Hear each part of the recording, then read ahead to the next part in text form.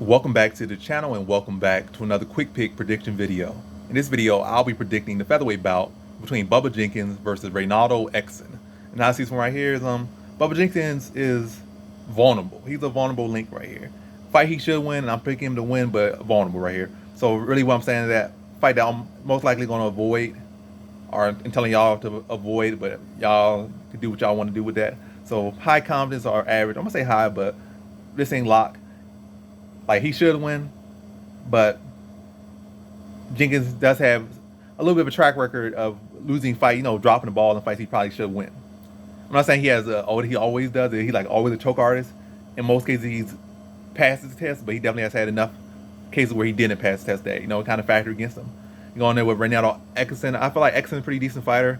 Got some decent grappling skills, got decent darts, got a decent guillotine. Guillotine could be a little bit better.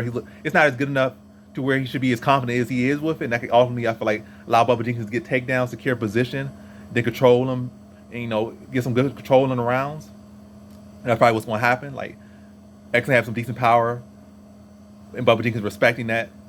But when Ekson starts to load up, Jenkins getting takedowns or entering for takedowns, Ekson responding with jump guillotine or a guillotine, and then Jenkins, pass into half guard or side control and being able to get right at guillotine or be able to just posture up, like while the choke is not fully deep in or while it's not fully secured, pressure on the hand, get out of there and just like get into the top position. But definitely is a good fight, or at least a dangerous fight, because Ekson does got some power. Jenkins don't really have the worst chin, but it's a reliability at some point. A bit of a liability, especially guy with the power and then add some grappling skills, some physicality to him. Well, it makes it an interesting matchup. But again, he hasn't really fought the same level of competition, and I don't feel like his jiu-jitsu is as good as where his jiu-jitsu level isn't where his confidence level. His confidence level is above his jiu-jitsu level, and that could easily, a lot of times when you step up in competition, allow you to give up positions and lose a decision. Then later on, once your skills get up sharper and your fight IQ gets better and you get some more. Well, he already has more fights than Bubba Jenkins, but more fights at a higher level. Then later on, you start to make your adjustments. You don't make those same mistakes, and you'll end up losing fights or giving them positions.